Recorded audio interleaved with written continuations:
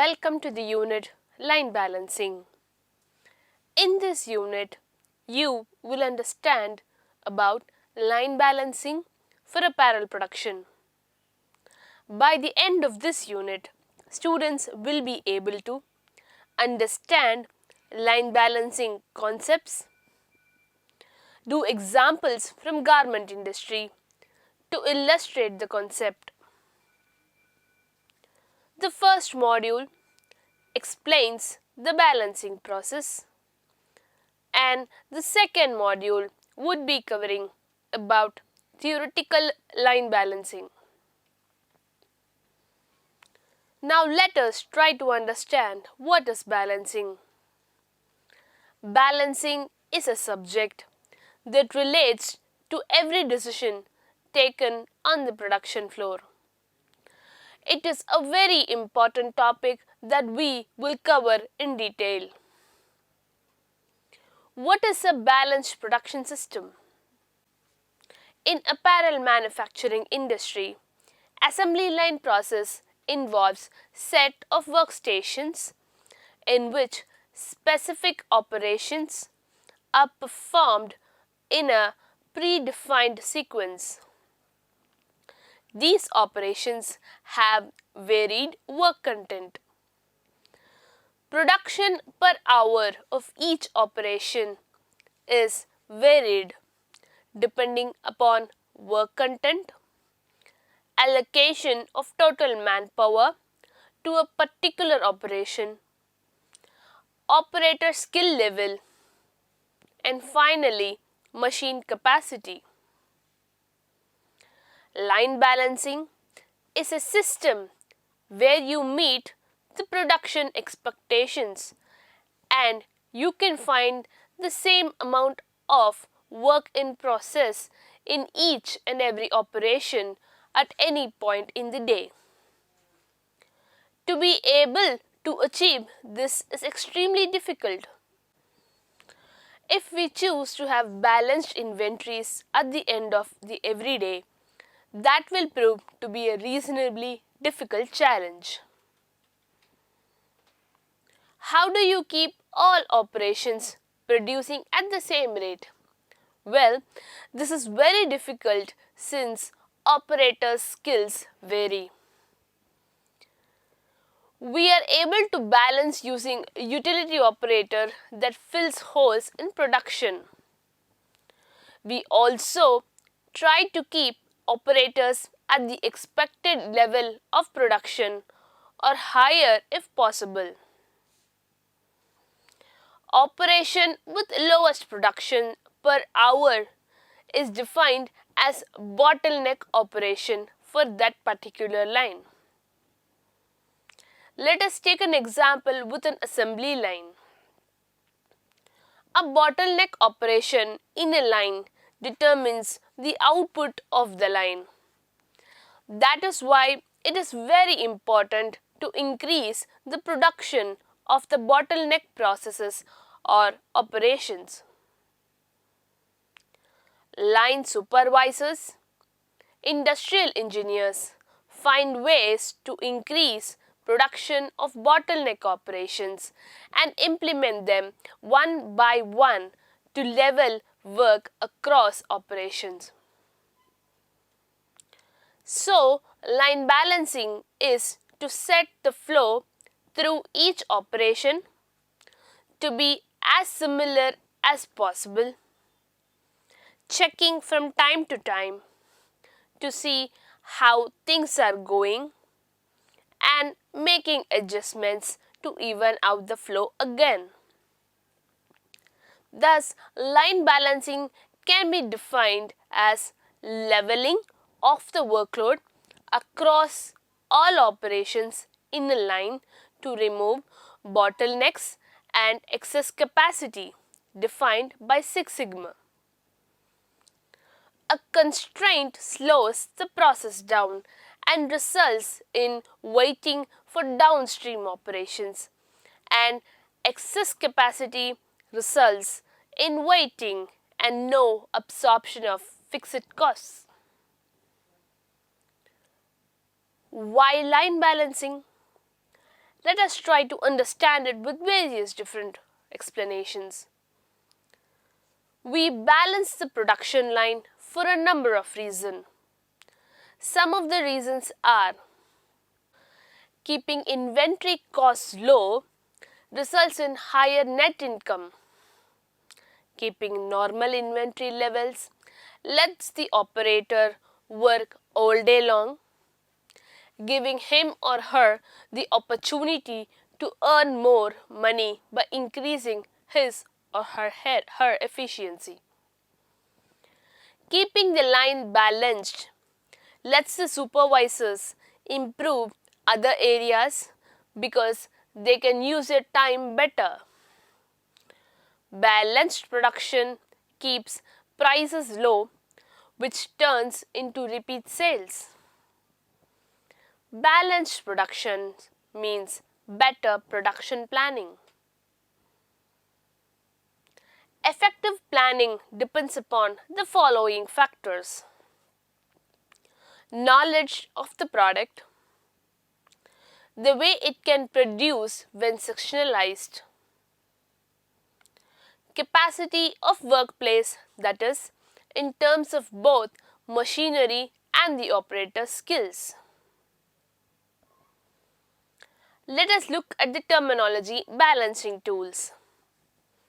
There are a number of tools that can be used for balancing. These are applied according to the plant's needs.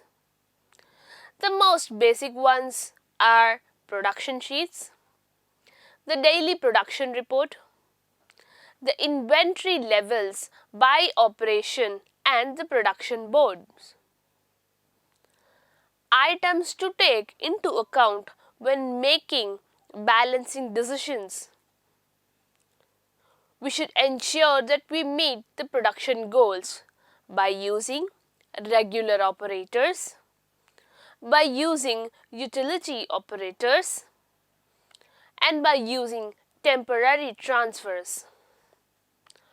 Workflow must be constant through all operations, and we should ensure to avoid overtime.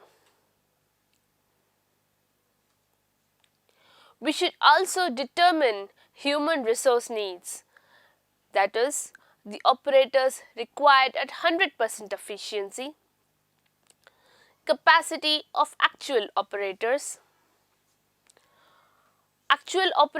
equivalent to need in, let's say, new operators to train, or utility operators, or cross training.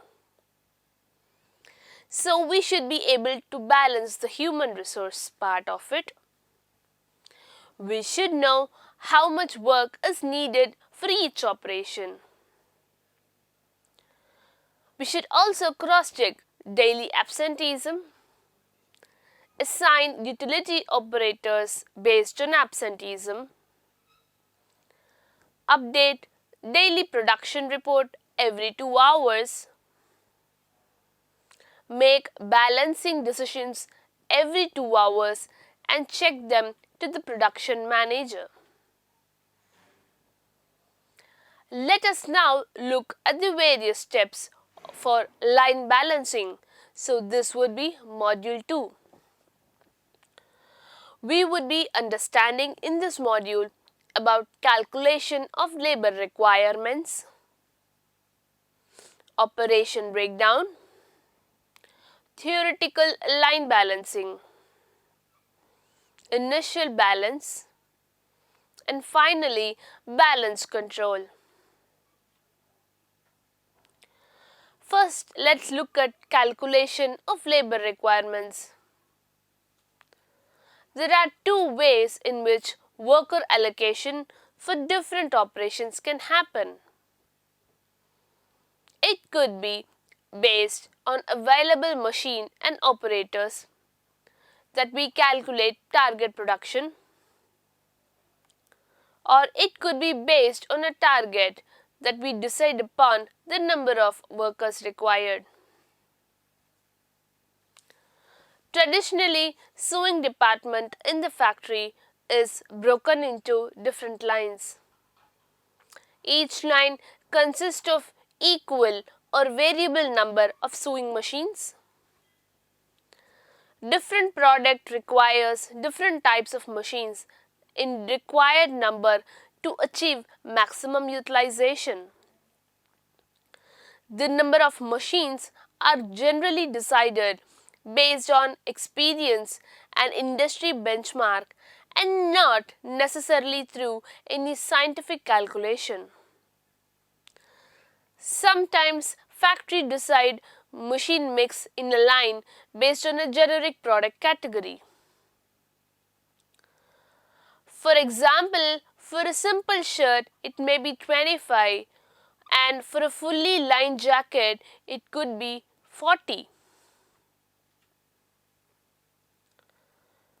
So generally sections or teams are kept at a standard size and achievable target is calculated based on that.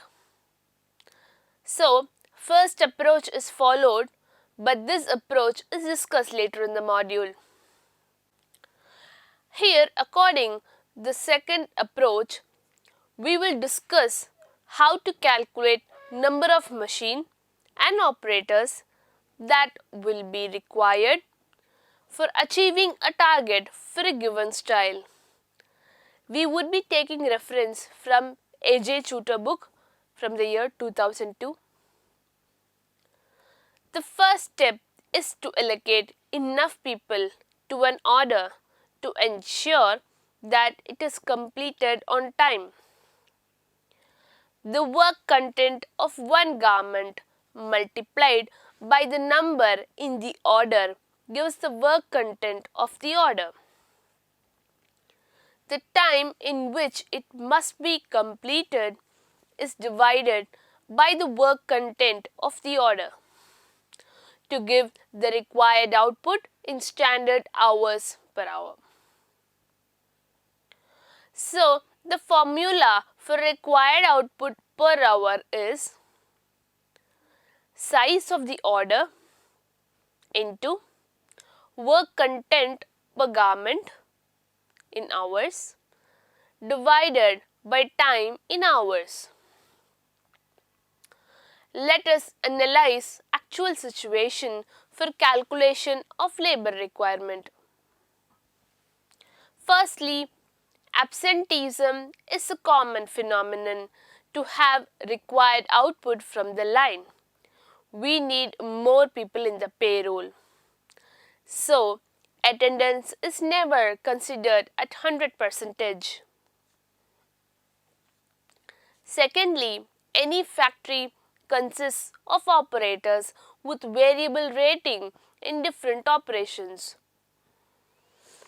On average, old factory may have 90% BSI operators, while a new factory may have 70 BSI operators. So, all the operators will not have 100 BSI rating. Thirdly, assembly line balancing is never at 100%, resulting in underutilized operators.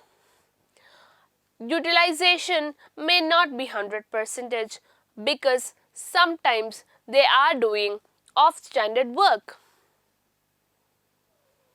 So, we need to take from the records the current figures of attendance, utilization and performance and use them for calculation of operators required.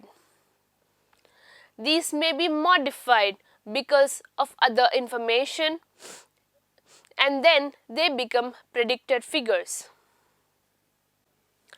The formula for calculating labor requirement is required output divided by 60, that is 1 hour, into 1 divided by predicted utilization into 1 divided by predicted performance of operator into 1 divided by predicted attendance. Generally, there are two types of worker, namely operators and floaters in a line. While operators are assigned specific operation, Floaters are kept standby to cover for absenteeism and problems of balancing, while the operators are specialized in one or more operations and have relatively higher rating in these operations. Floaters can perform all operations but specialized in none and have relatively low rating in these operations. It is important to mention at this point, irrespective of whatever rating the operator or floater performs any operation, it is assumed they deliver acceptable quality standard. Rating in any operation is only a reflection of time taken in comparison to SMV, that is standard minute value of that operation, and have no relation with quality standard of the operation. From the factory records, the current figures for attendance, utilization factor and average performance of the lines are taken. Floater required would be calculated by this formula. Labor required, which we calculated earlier, into predicted absenteeism divided by 100 into 1 divided by predicted performance of floater into predicted performance of operator. Calculation of this sort are not exact and is usually good enough to decide upon number of floaters needed purely on the basis of absenteeism.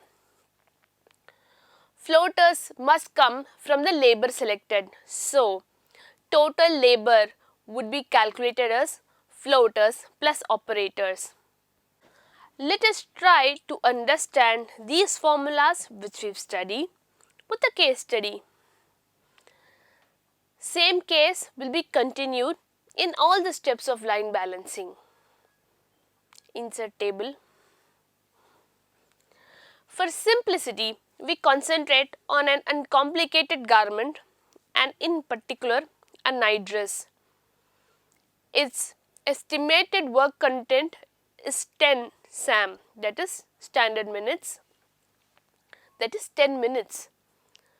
There are no difficulties due to the work sequence, and since it is made on a transporter, 1920 night dresses must be made in one 40-hour week.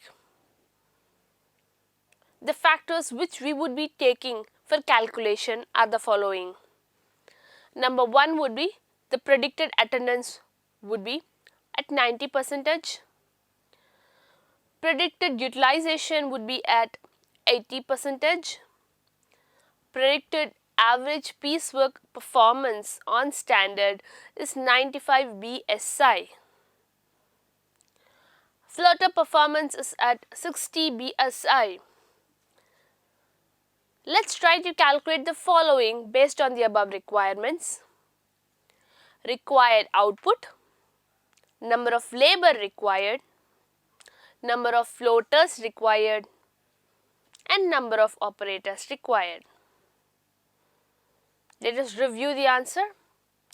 Required output.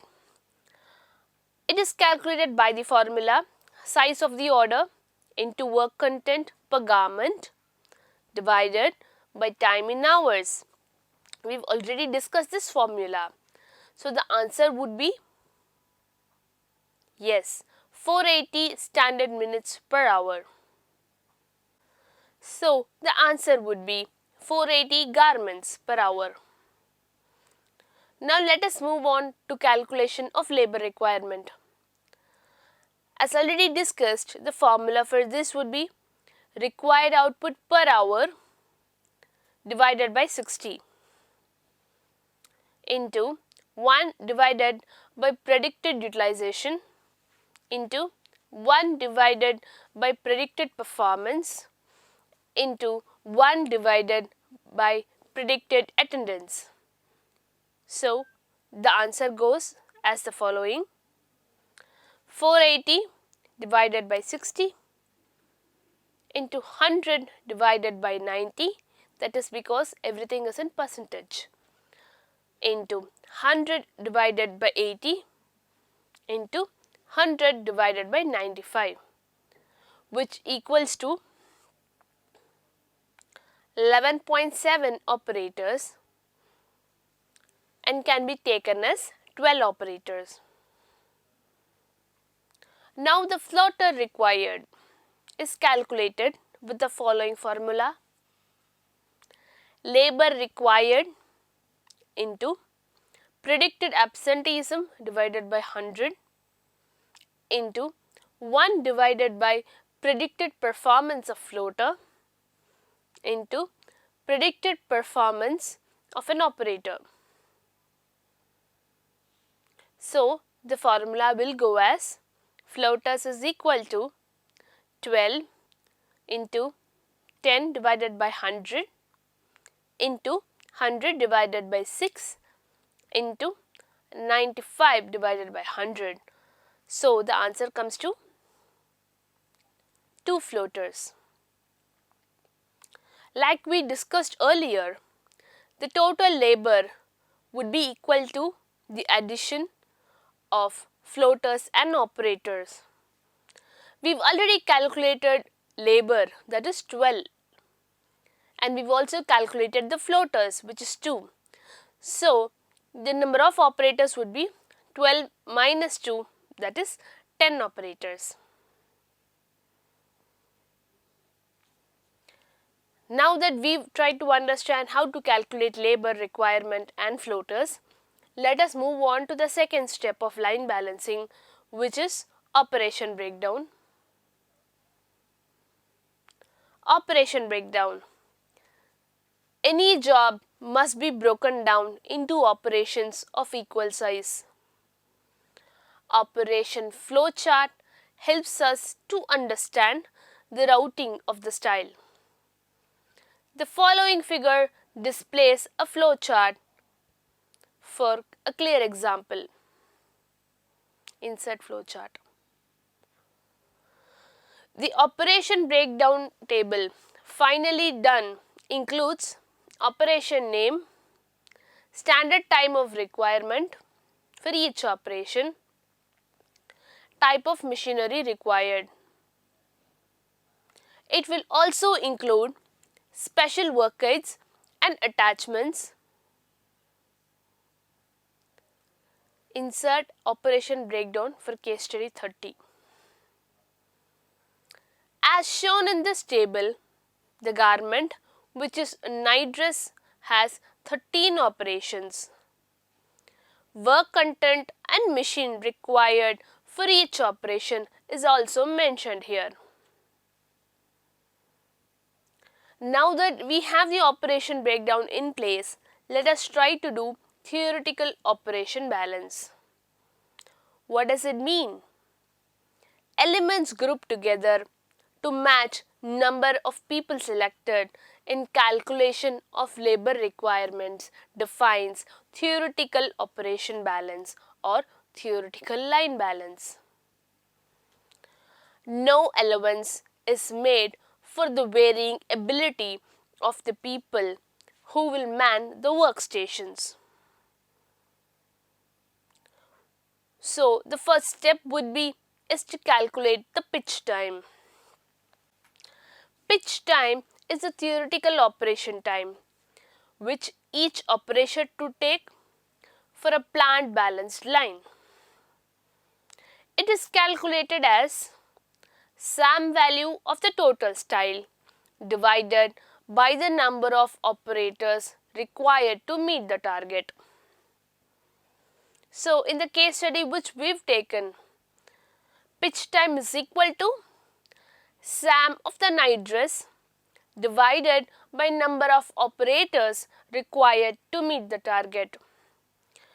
As discussed, the SAM of the night dress is 10 minutes divided by 10 operators. So the pitch time would come to a minute, that is 1 minute. As per pitch time, every operation should take 1 minute, which means 60 pieces per hour from each and every operation in the line. So the planned target is 60 night dresses per hour. The pitch diagram is drawn with operation time, pitch time, UCL, that is upper class limit, and LCL, that is lower class limit. Blue line shows operation time in seconds. The blue line should remain within UCL and LCL, that is with a plus or minus 15% limit. According to the operation breakdown of the night dress, there are 13 operations in sequence and we have only 10 operators to assign. The number of operations should match the number of people calculated in operator requirement. Rules to follow while combining operations are: operations requiring same machines, that is the same stitch type, bed type, feed type and work aids. We should also check across the sequence of operation. After combining more than one operation, the SMV for the combined operation should be closer to the pitch time. Sometimes an operative can be provided with two workplaces next to each other. In this case, work in process will still be needed between them. Even though this example requires combining of operations, sometimes we may need to use alternate arrangements. The alternate arrangement in theoretical line balancing would include putting operators in parallel, operators in series, method or construction changes, and workplace improvements. In operative in series, there does not need to be one operator per operation. If the operation breakdown has less number of operations than the number of operators, we may need to split the operations. There are obvious difficulties with splitting the operations, and it's sometimes worthwhile to make minor changes in design in order to permit this. Splitting of operation requires in-depth knowledge of sewing and is not always possible. Example for operation in series is this. Now let's look at operatives in parallel. Any long operation could be covered by two or more people. This refers to operatives in parallel. Example would be the following. Next comes method or construction changes. The way in which garment is made up or the sequence of operation is changed. Another form of adjustment is to move one part of element to another operation. There are obvious difficulties and it is sometimes worthwhile to make minor changes in design in order to permit this. Next comes workplace improvements. An operation which is too big will become a bottleneck in production, and the installation of work aids or special machinery can sometimes be justified more on these grounds than labor saving. An example of this was when integrated sewing systems were being introduced and were in short supply. Their installation at a bottleneck operation could cut the work content up to 15%. Workplace re-engineering methods can be used which can reduce manufacturing time. The following table sets out various methods. When the theoretical operation balance is completed, then the management must check that the garment can be produced with the operators as selected. The following table shows theoretical operation balance after combining operations. The table shows theoretical balance of case study which we are discussing of the night shirt. Operations 3 and 4 are combined and operations 5, 8 and 9 are combined.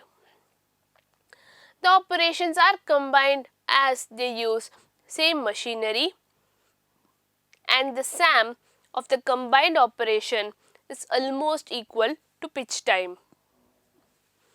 Now, the number of workstation matches the number of people calculated in operator requirement.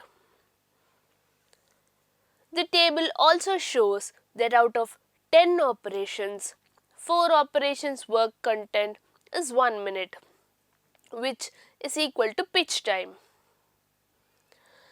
Table also shows workstations 6 and 9 with 10% variation, workstation 3 with 20% variation, operation 1 and 7 have 30% variation, and workstation 8 with 40% variation from the pitch time. In fact, the work content per operation varies from minimum 0.70 SAM to double that figure at 1.4 SAM. These variations actually leads to poor utilization of the line.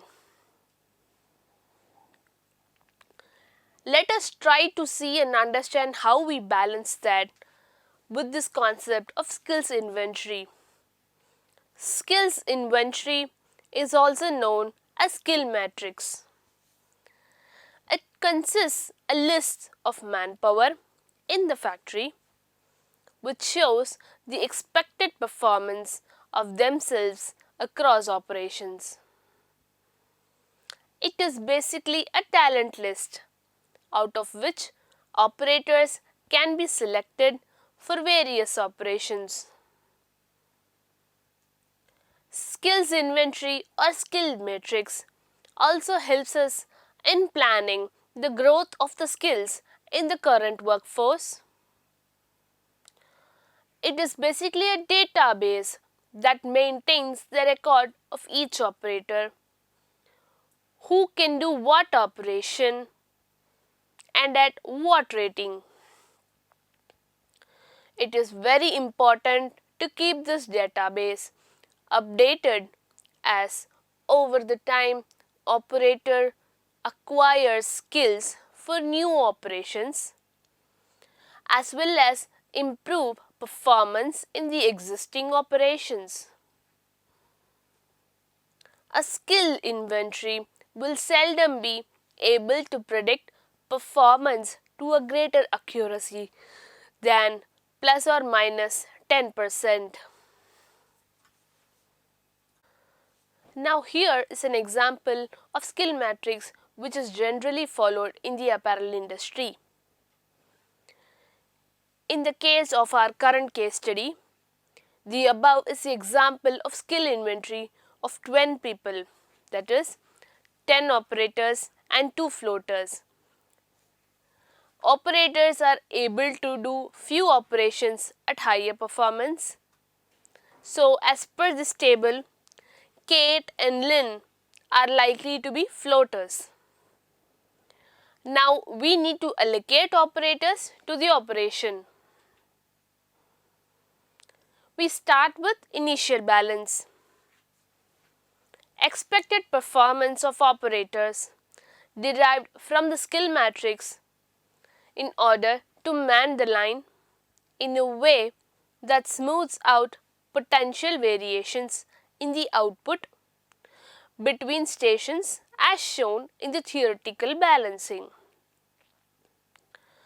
Floaters are usually selected in this stage to manage absenteeism and skill imbalance. Now we move on to the allocation of operators. Appropriate allocation of operators to operations is the key to any balancing. Allocation also depends on type of balance required. One approach of allocation is to find the closest match between operator performance required and operator performance available. This type of allocation results in intrinsic balancing of the line. Another approach of allocation is to utilize the operators in operation they can do best. This type of approach of line balancing results in a dynamic balance of line. Let us try to understand from this example. Insert example. For the three operations, collar attaching, cuff attaching and band hemming, the SAM machine required, target output and operator performance required is displayed. From operator skill inventory, the operator performances available are given. Operator allocation with intrinsic and dynamic balancing is done for the three operations. The results are different. For intrinsic balance, we have allocated totally 3 operators with closest performance available. For operation A, we need 100% operator and the closest available is Urmila at 105% and so on. Also interesting to note that operator Savita is not utilized for operations what she can do best. For dynamic balancing, we have allocated only 2 operators. Total performance needed is 246%, that is 100 plus 80 plus 66. Savita and Rita together, that is 100 plus 140%, can match the requirement. Here, operators are allocated to the operation what they can do best. The dynamic balance results in better operator utilization, but it is comparatively difficult to maintain. Some of the characteristics of these systems are maintained below. As we see in the example, more number of people are required in intrinsic balance, as operators are not utilized for operations what she or he can do best. Output is lost every time an operator is moved to a new job. Line operators should never be moved for less an hour except in emergency. Movement of operator and material is less intrinsic as the line has better balance. Therefore, WIP management by supervisors is also easier in intrinsic balance. It is important to note that although intrinsic balance has many advantages, including better line balance, in industry, dynamic balance is more popular as the utilization of operator is better and the number of operator required are less. Now let us take our case study and understand allocation of operatives. The skill inventory of 12 people, that is 10 operators and 2 floaters is available in the table. Operators are able to do few operations at higher performance, and as we had decided, Kate and Lynn are likely to be floaters. Now we have to allocate the operators to the requirement by intrinsic balancing in order to reduce a variation in the output. At this stage, we can try to match the work content of the operations to the skills of the operatives in order to reduce a variation in the output shown in the theoretical balance. In this case study, the work content per operation is varying from 0.7 SAM to double that figure at 1.4 SAM as shown in the table. Like we discussed, the pitch time or the required output is 1 SAM per minute. Output at 100 BSI from operation 1 would be, with the current status, 1 SAM divided by 0.7 SAM, which is basically the work content, is equal to 1.43 garments per minute.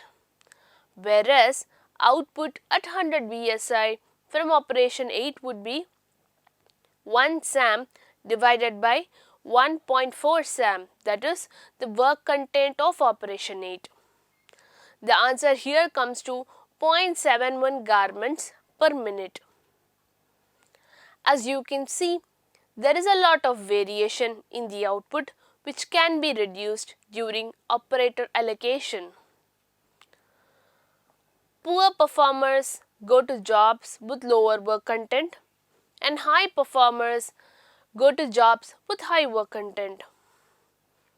As we discussed earlier, in intrinsic balance, allocation is done by finding the closest match between operator performance needed and operator performance available. So, we need to calculate the performance needed for each operation.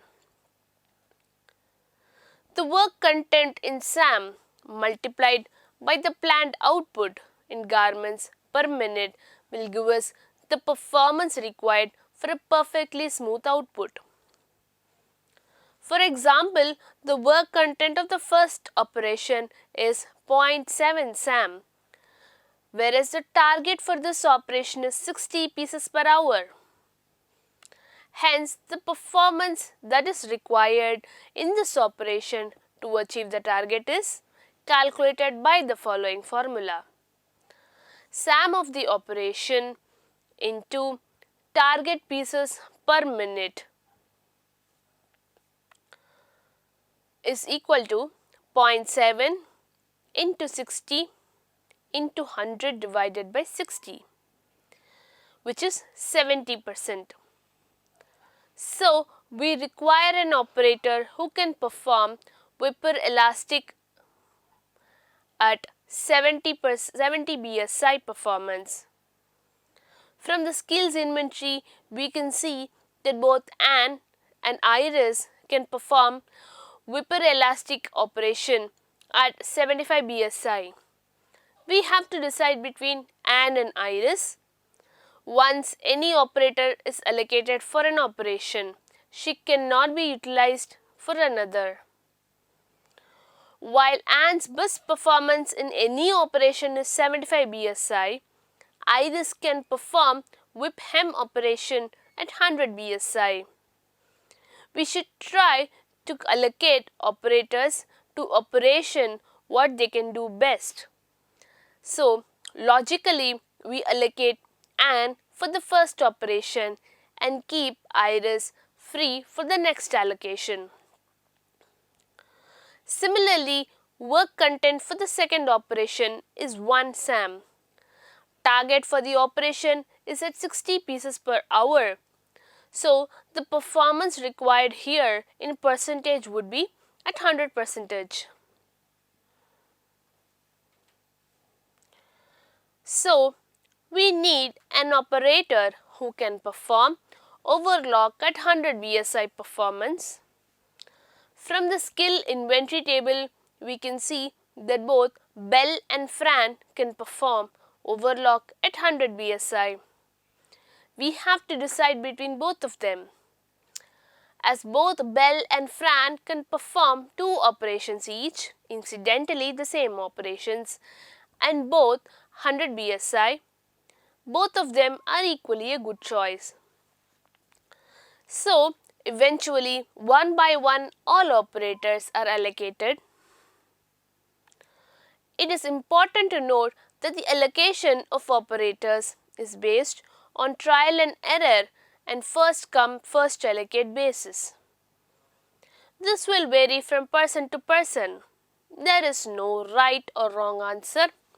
Your solution may be one of the many possible solutions.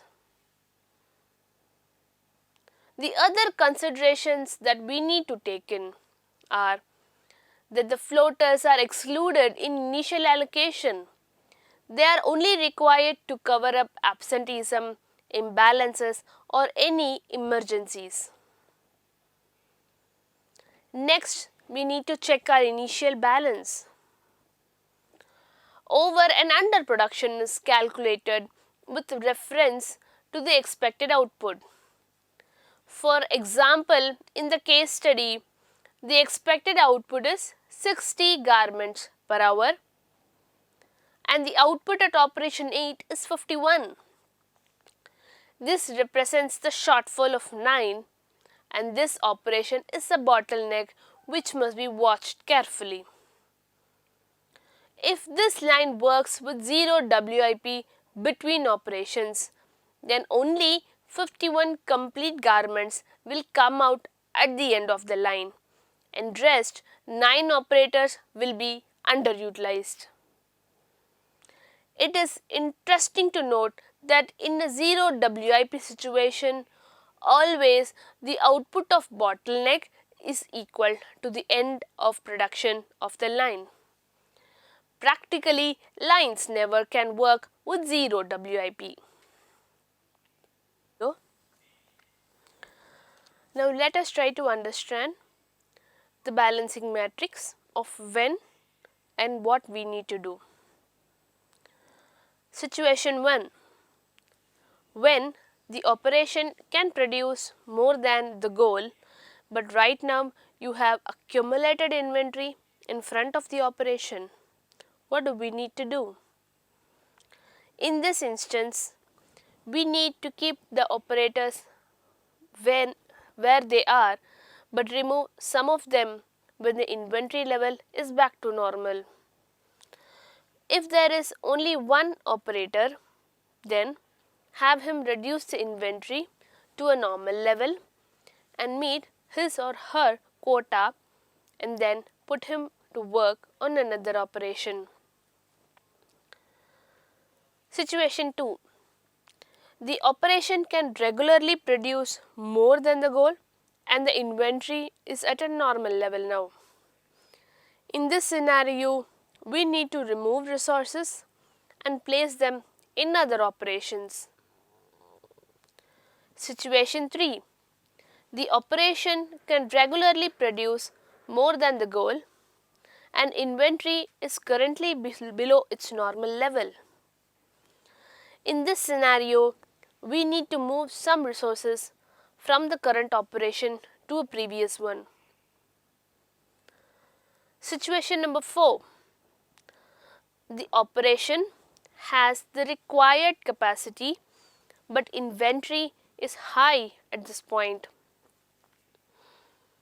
In this situation, we need to ensure and make sure that the operators are working at full capacity and transfer some resources to this operation temporarily. Scenario 5. The operation regularly meets the quota set by production and the inventory is at normal level. In this case, we need to do nothing. This is the ideal situation. We need to keep the operators working at full capacity, the inventory at a normal level. Situation 6. The operation has required production, but at this point inventory is at a lower than normal level. In this situation, what needs to be done? Something is causing the limited supply to this operation. In this situation, we need to transfer resources to the previous operation, but examine it to find out what is causing the imbalance. Situation number 7. The operation has low production and the inventory is high. This is a bad but not an unusual situation. Transfer resources to this operation and make sure the operators are at full capacity doing a bundle by bundle follow-up. Scenario number 8. The operators has low production but the inventory is at a normal level.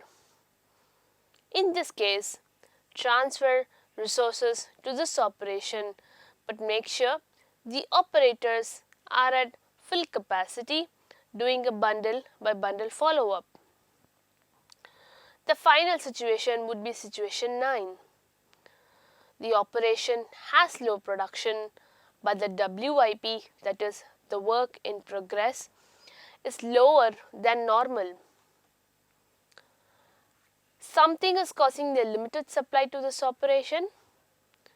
We need to investigate the previous operation but transfer resources to this one so that the next operation is not affected.